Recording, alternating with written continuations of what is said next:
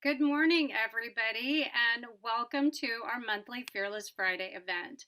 I'm Susanna DeBaca. I'm the president and group publisher of Business Publications Corporation, which is the parent company of the Business Record. And we are absolutely delighted that you could be here with us today. Some of you have joined us before, but we also see a lot of new faces, so welcome.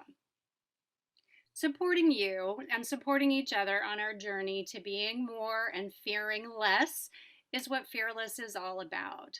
Because naturally, we've all been afraid of something. I'm actually curious to know what was something that you were afraid of when you were a child. I'm pretty sure that everybody had a childhood fear. If you did, feel free to put that in the chat. As I was reflecting on being fearless, I remember when I was little, I was very terrified of some very scary shadows that appeared during the night in the bedroom that I shared with my older sister, Monica. And one night I was so scared, I must have been probably 3 or 4 years old, that I woke her up. And my older sister just got up, went over to the window, and she moved around some little figurines that were sitting there on the windowsill. And just like that, the scary shadows disappeared. It turned out that those shadows were really just little figurines of cats and dogs. But I didn't realize that at the time. When you think about that, sometimes what we are afraid of actually really isn't that scary. And sometimes an older sister or a friend or a mentor can help you overcome your fears and your obstacles. Which brings me to today. This month's topic is career pathways and advancements. Who has ever been afraid a moment in their career? Probably pretty much everyone. I know that I have been. I see someone afraid of a stranger in the house. Absolutely. I was afraid of interviewing. I was afraid of going for certain jobs. So, this is a topic that is near and dear to my heart, and I'm sure to you as well. But interestingly, career paths for women are actually a pretty modern concept. Women, as we know, have always worked at many, many things. But even at the time, 100 years ago, that women fought for the vote and won the right to vote, very few women worked outside the home or had lifelong types of careers. Between the 30s and the 70s, women made significant strides in education and careers, but society continued to stigmatize working women. It's very hard to imagine that now, but it's very true. But after the 70s, there was really a turning point. The Pregnancy Discrimination Act of 1974 was passed. Birth control became more available, which gave women more control over their reproductive lives. There was actually a recognition, an early recognition, that sexual harassment was a thing, and that helped women to advance further. And today, 76% of women of working age participate in the workforce. That's progress, but 76% is not 100%. And despite this progress, a lot of evidence suggests that many women remain unable to achieve their goals. The wage gap is still significant. Women remain underrepresented in many, many industries and in top leadership roles and on boards. And as we all probably well know, especially during the pandemic, women struggle to combine work and family. This is not acceptable, and this is not good for society. As Michelle Obama said, no country can ever flourish if it stifles the potential of its women and deprives itself of the contributions of half of its citizens. But how do we actually advance? And how do we actually forge our paths?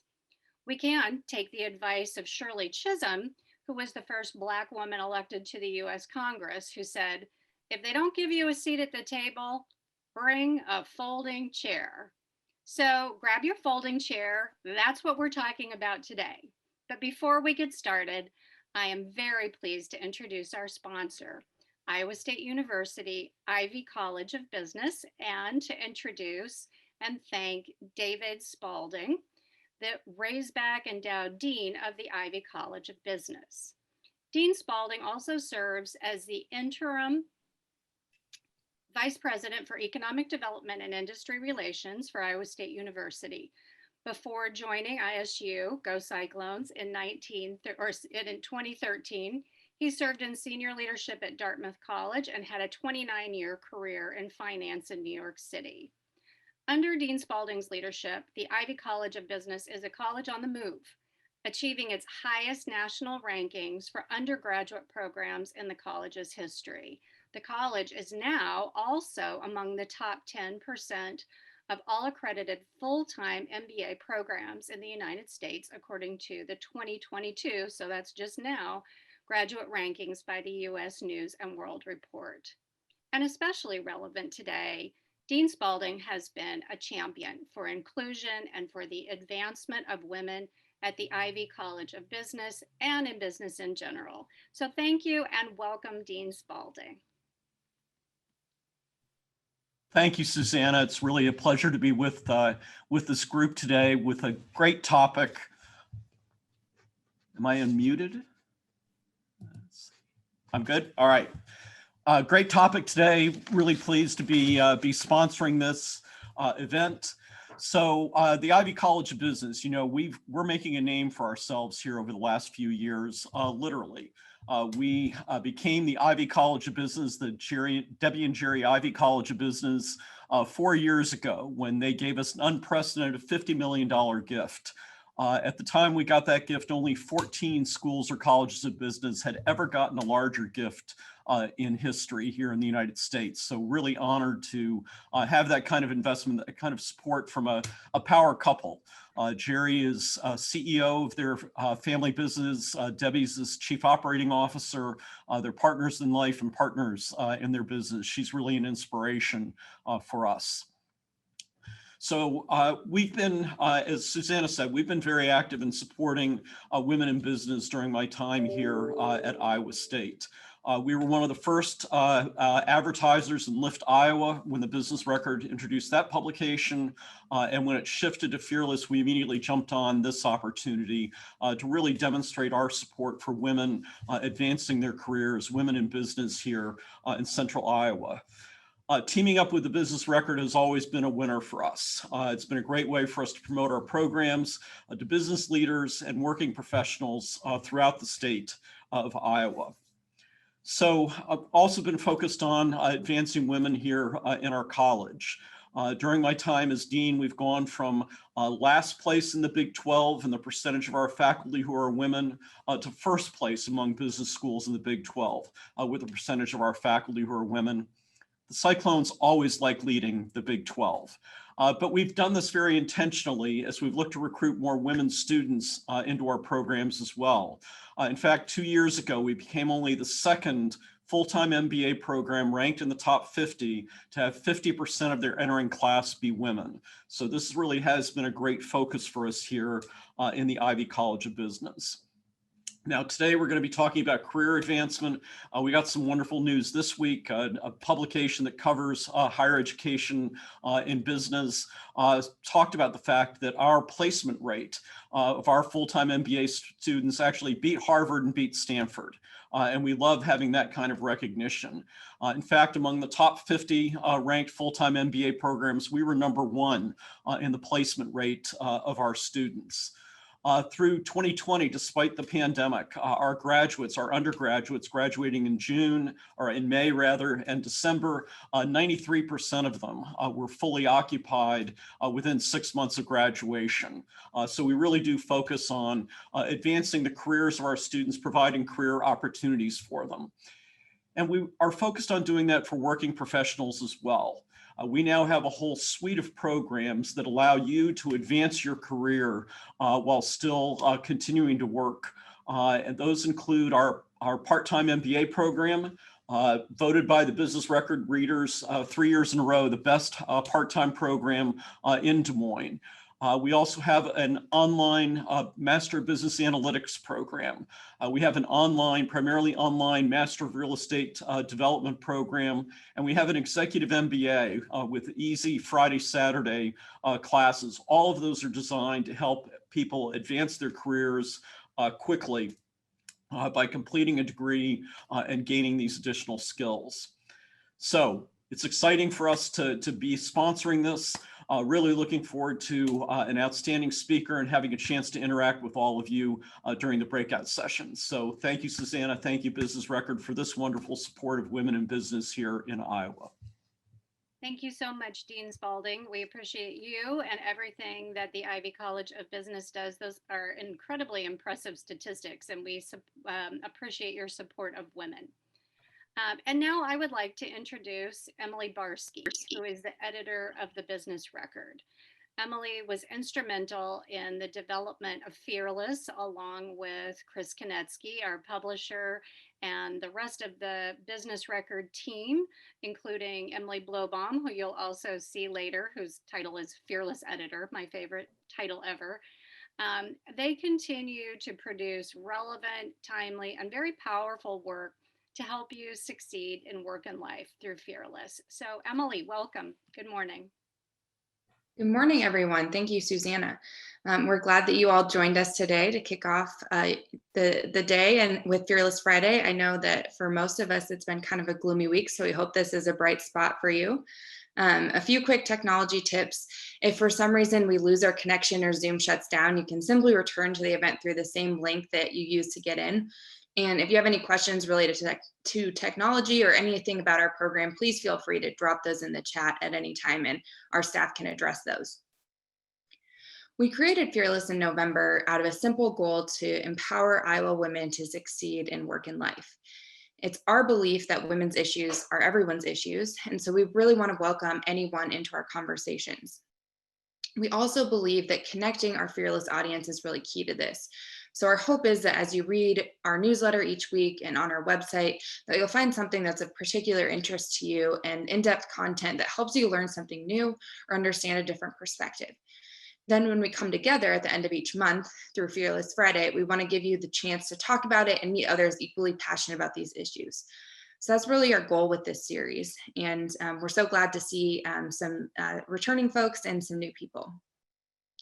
Through Fearless, we always want to include discussion of timely topics, but we also wanted to ensure that all of the many issues that affect women get covered. So we've selected a monthly theme from those that people told us in surveys were most important to them. And that's why we are focusing this month on career pathways and advancement. So we're going to start today with a Q&A, and then we'll get into a couple of small group discussions. And you'll want to stick around to the very end because we'll do a drawing for a Fearless prize. So as you listen today and talk with others, we hope you'll think of ways that you can stay connected with Fearless, whether that's submitting a story idea to us, following up with one of the people you meet, or making note of a topic that you want to learn more about later. As far as today's topic, there's perhaps no better time to talk about women's career advancement than right now, as we know that there's a clear disparity in how working women were challenged by the pandemic compared to men, and are still being challenged. So when we were preparing for today's program, we realized that we could spend the entire time just talking about how the pandemic has and will change the kind of work that women choose to do and how they choose to do it. Of course, what happens in the future with women's career advancement is not simply individual choice. Our leaders across all industries and sectors will determine whether we address current barriers for working women or not. So today we want to talk about all of that and more. And so we decided to invite Gilmara Vila Nova-Mitchell, who is a leadership consultant with Sarah Noll Wilson, which is based in Des Moines.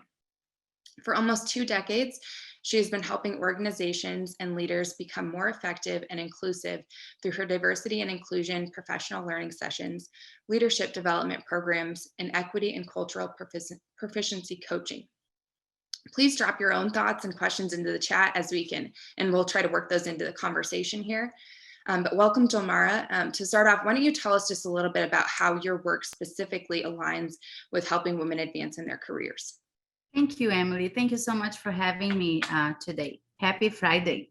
I oftentimes coach and provide learning sessions to organizations and executives. And as you know, a lot of the CEOs and the executives in large organizations are male.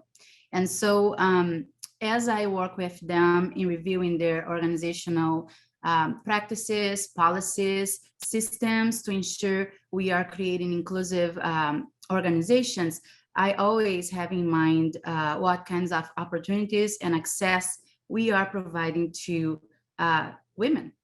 Not only women, but also women of color, and thinking of the intersectionality of the different identity markers and how that plays a role in and the opportunities and the access that the employee has in the organization. So my work revolves a lot of times around supporting male leaders in creating systems that are open to women's advancement. And also at Sarah Noll Wilson, we are a team of women, and we are extremely intentional about taking some steps to ensure we are lifting each other up and supporting each other as we collaborate. And so some examples that I can provide you are our work hours are completely flexible. So everybody knows what meetings we need to attend and what work needs to get done. But other than that, you choose when it works for you to show up and how you want to do that.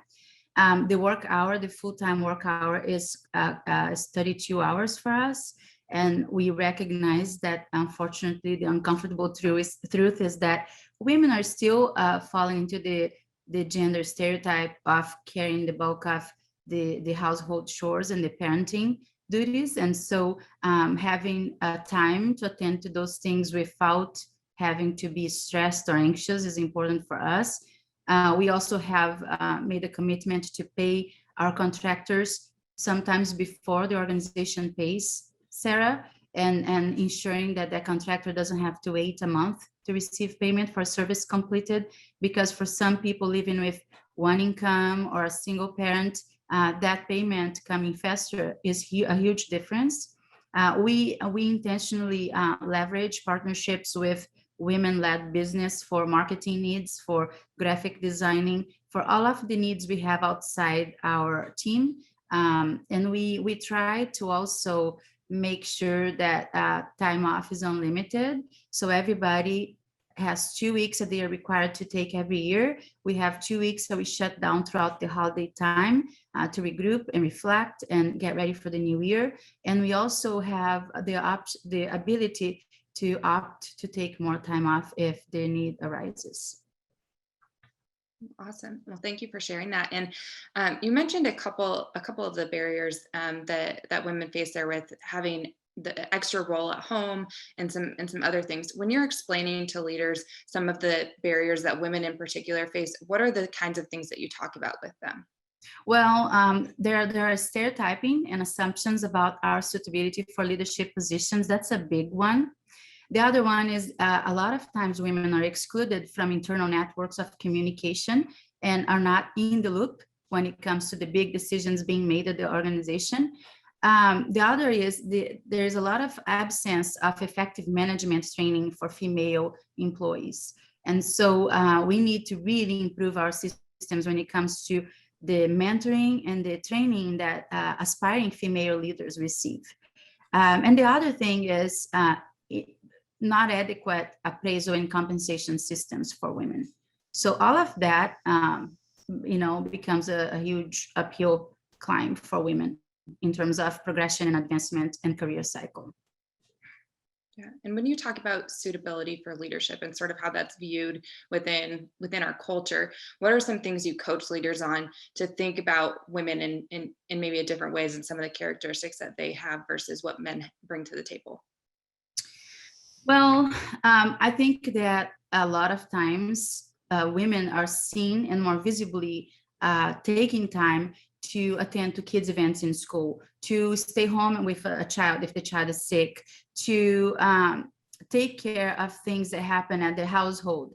And so to me, one of the things that accentuates the stereotype that women are not available or completely committed to the organization is that. And one of the ways that I have found really effective in navigating that is encouraging male executives to role model being present at their home emergencies or needs. And so if the CEO says to a team, today I'm going to leave an hour early because my son has a soccer event that I'm taking him to or her to.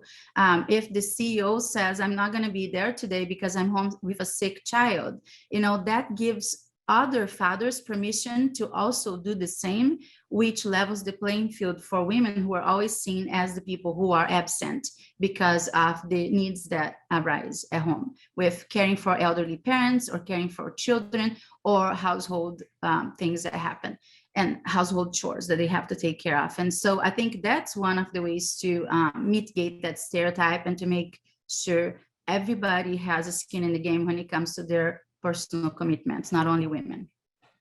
Yeah. And some of those barriers that you're talking about, how have you seen them changed by the pandemic specifically? Well, the pandemic has truly poked the bear and has heightened the inequities at home and at work. And we know that in 2020, 1/3 of women who were mothers were considering leaving the workforce. And in fact, 23% of women did leave the workforce because in a dual career straight couple partnership, women typically make 82 cents to the dollar the man earns. And so when a couple is deciding who is going to step back and leave the workforce in order to accommodate for the children's schooling and childcare, women tend to take a step back and make that sacrifice.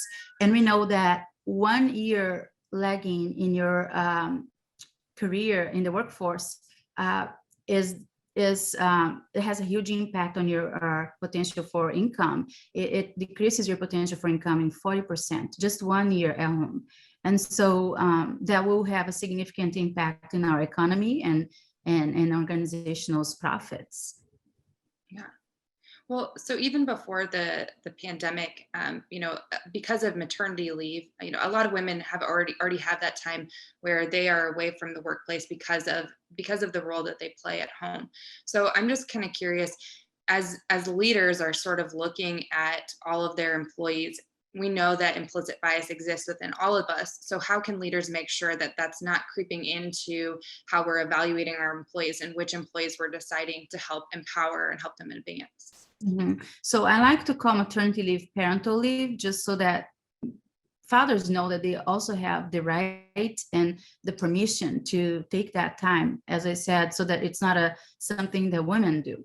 But I do think that the best way to really change things, Emily, is to encouraging men to take active roles in doing some of these things so that women are not stretched so thin, and also they are modeling for others that everybody has those needs, not only women, so that we're not seen as the only people who are taking time off to attend to personal matters. I think that's huge during the pandemic because as you know, the support systems that helped women juggle work, home, and household were removed. And with that, we created unsustainable pacing for women.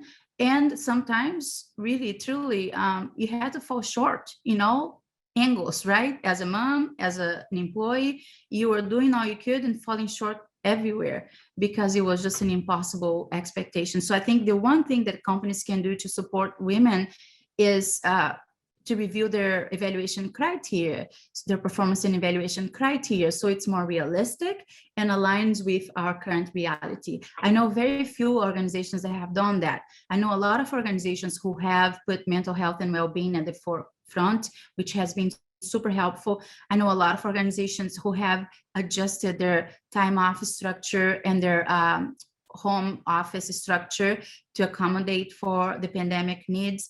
I don't know a lot of organizations that have really revamped their performance and evaluation criteria to make sure it aligns with what's possible right now. And that leads women to have a disadvantage because typically we are juggling more. Yeah, that would be obviously a great idea to kind of look at what we're currently doing for performance reviews and update those. Going to a question from the chat here, what tips do you have for networking and leading specifically in a telework or remote work environment? Well, I do think that proximity bias is a real thing. And when we are not visible and physically present, we take a chance to not be considered as much.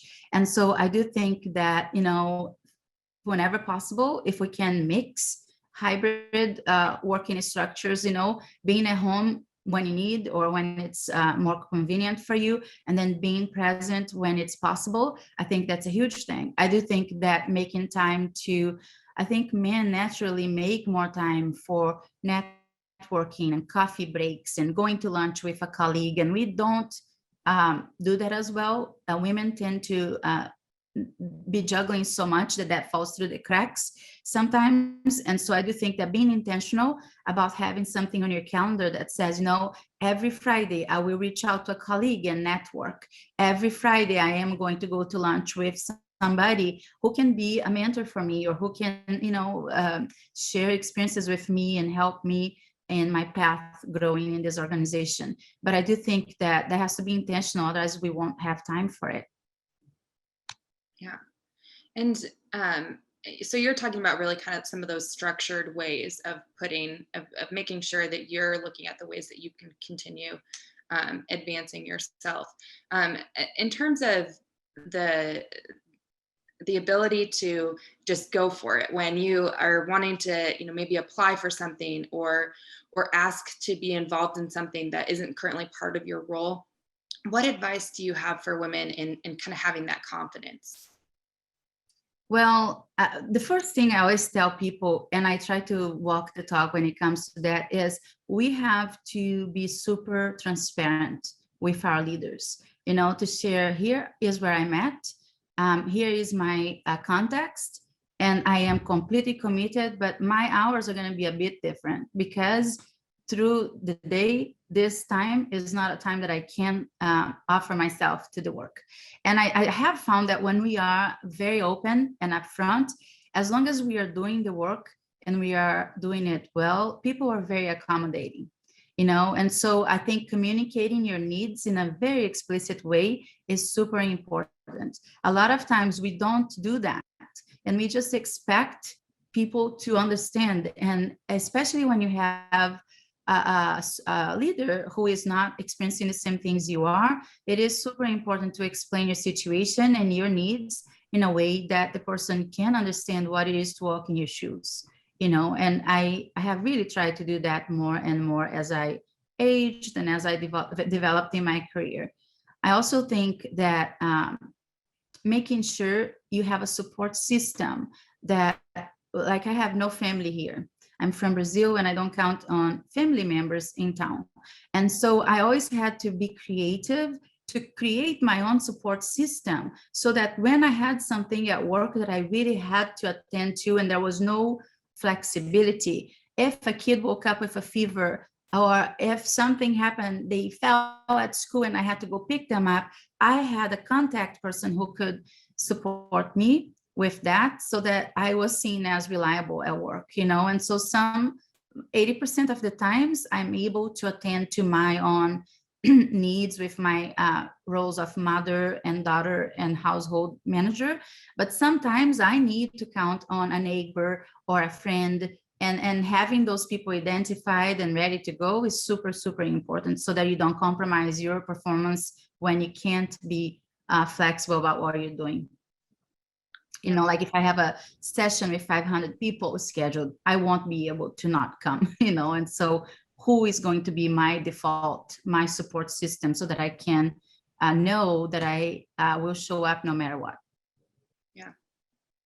And we know that inevitably women have had lots of adverse experiences where they may at times feel uncomfortable communicating those needs. Do you have tips for leaders to reach out to women on their teams and kind of questions that they can prompt so that they can see what those needs are if somebody it doesn't feel that they're able to really express those on their own? Yeah, I always tell the leaders I coach that, I really think that ongoing communication is the best way to find out what people might be needing in terms of support. And so instead of waiting for providing feedback and getting feedback from the person that you support at the end of the year or every year, having that structure where you can check in and make sure you're providing everything that that person needs to be successful ongoing is super helpful. The other thing that I feel is modeling. Modeling, I cannot emphasize how important modeling from the leader, the top leaders is, because we learn the unwritten rules of the organization by watching how the leaders navigate their own personal challenges. And so when people at the top are having grace with their own, are demonstrating grace with their own challenges, are taking time for their personal commitments, it gives the team permission to do the same. And I do feel that the modeling is huge. It's more than anything you can tell somebody, just doing that for yourself. And I remember a time in my career where I was going through something really challenging personally. And my leader knew, because I was very upfront with her and I explained what I was going through. And she said to me, what do you need? And I said, well, right now I just need a little bit of flexibility because I'm going to have some extra appointments. And she said, no problem. And she said, I would like to encourage you to take Fridays off so that you can regroup and you can reflect and you can have a little downtime. And she made me take every Friday off for 6 months. And that was the best gift a leader could have given me during that time, because I was able to be a great mother, to be present at work, and to juggle everything I had going on without compromising. But if I didn't have that Friday off, I don't know if I could have sustained the pace. And so I think sometimes offering options that the person, I would never have asked for every Friday off, even if I knew I could. And she just told me, it's not optional, you are taking it because I know you can use it. And that felt so good. So I think sometimes approaching the person and just saying, here, this is at the table. If you feel like this is going to help, jump on it. Because sometimes we're very modest asking for what we need. Yeah, that's such a great example of leadership. So thank you for sharing that. I want to wrap on a question that was here in the chat from Scott.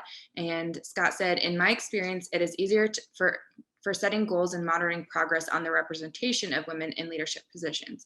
However, it is harder to set goals and monitor the progress in reducing barriers that women face.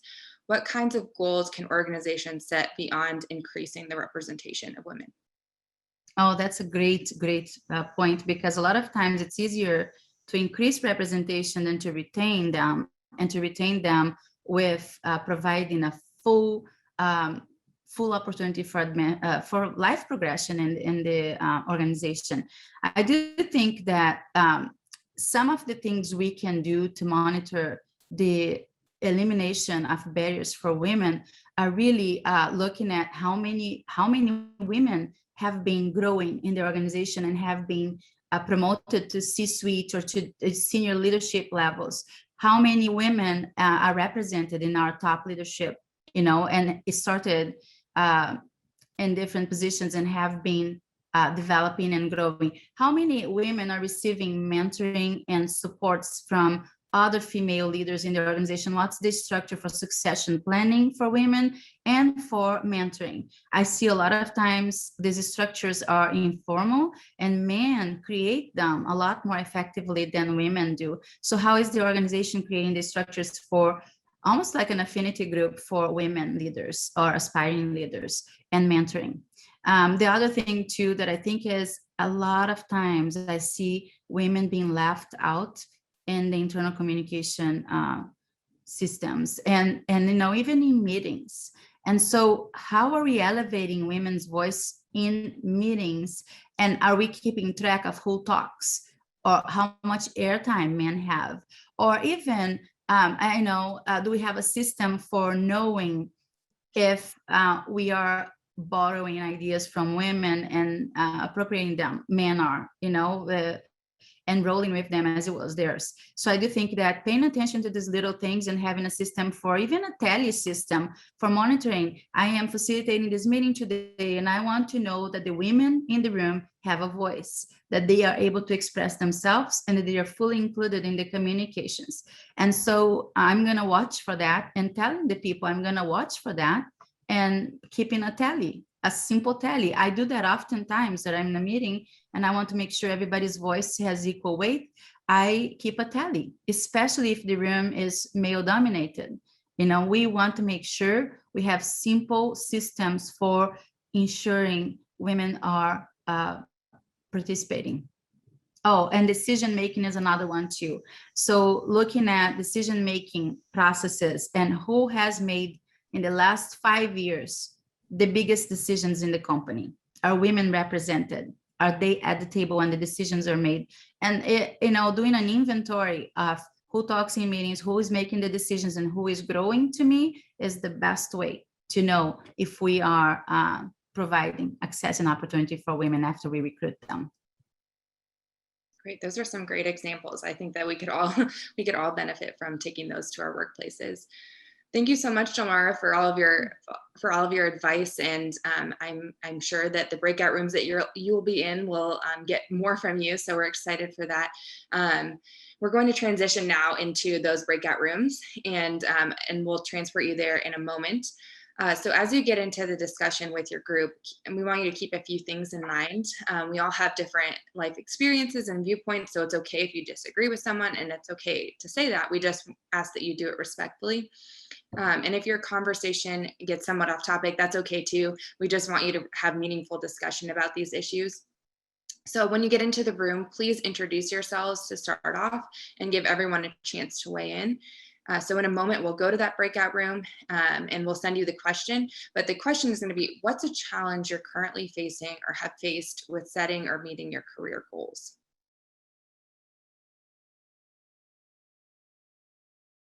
We all had some great group discussions. I know my group did. So before we get to the next one, I want to kick it over to Emily Blowbaum to talk about coverage from this past month in Fearless. So Emily is the engine behind our coverage on women's and gender issues. As the Fearless editor, she puts together the e-newsletter each week, providing original in-depth reporting, and she also does additional content for the website and helps with our Fearless Friday series. So we'd love for you to connect with her if you haven't already, and I'll turn it to you, Emily. Thank you, Emily. And as she mentioned earlier, we knew going into this month that the theme of career pathways and advancement is really expansive. And so we tried to cover several different subtopics within that. So far this month, we've introduced you to two women who work in male-dominated fields. Dr. Patricia Kallemeyer works as an orthopedic surgeon here in the Des Moines area. I spoke with her earlier this spring about what it was like what it still is like being in a field where only 6% of orthopedic surgeons are women. And then we also heard from Holly Elbert, who wrote about being a mechanical engineer here in Iowa. And while the number of women engineers has improved in recent decades, still only about 14% of engineers in the US are women. And then another piece we published this month was a conversation I had with Lori Schipper and Maria Corona, who you may recognize from previous Fearless stories and events.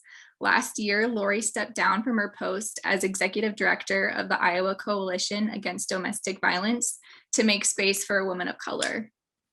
In her resignation letter, she wrote, "This is a truth I have been thinking about for a number of years, recognizing that I am one of those white women who took on a leadership role at age 30 and stayed forever, never making room to center the leadership of women of color."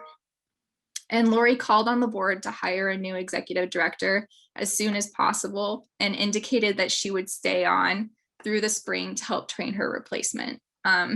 And her replacement is Maria, and she was hired in January. Maria is a 3-time graduate of Iowa State University and is a formerly undocumented immigrant from Ecuador. In my conversation with them, we talked about a lot of things.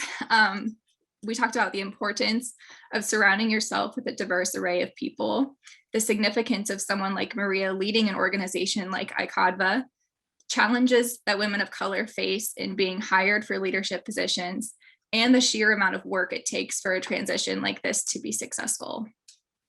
And then earlier this month, we also republished a story from the 19th, which is a national nonprofit news outlet that focuses on covering the intersections of gender, politics, and policy. The 19th economy reporter, Chabeli Carazana, had been speaking with an Iowa City mom named Emily Way about her experience with the women's recession. And last July, and Gilmara touched on this earlier too, Emily and her husband, Jason, found themselves in a conundrum, and that their daycare that their two-year-old son, Owen, had been going to pre-pandemic was reopening, and then they would need to start paying again if they wanted to save a spot. Emily was 7 months pregnant at the time with her daughter, Leah, and wasn't eligible for paid maternity leave at her job with Johnson County, so they wouldn't be able to afford to send Owen back if she wasn't going to get paid. And her husband, Jason, works as a research psychologist at ACT and is the primary breadwinner of the family.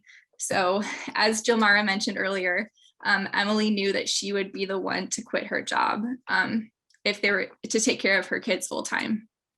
And so in her story, Chabeli weaved Emily and Jason and their family's experience in with the larger theme of the pandemic's effect on women, where millions of women shifted out of active work or left the workforce entirely. So I definitely recommend checking her story out, and we can drop that in the chat so you have that link too. And lastly, there's been a lot of discussion nationally about how businesses and organizations can effectively invite women back into the workforce and retain them. And that's actually what our main story in Monday's newsletter is going to be about. So stay tuned for that. I'll leave it there with the recognition that we know that there are many more stories to tell about how women have navigated their career paths. So if you or someone you know has a story to tell, please reach out to me, as we're always looking for fearless folks in the community and in the state to highlight. But for now, we're going to go to our second and final breakout room. And to help guide your conversations, we want to know, what's the biggest barrier to women advancing their careers, and what can we do to solve it?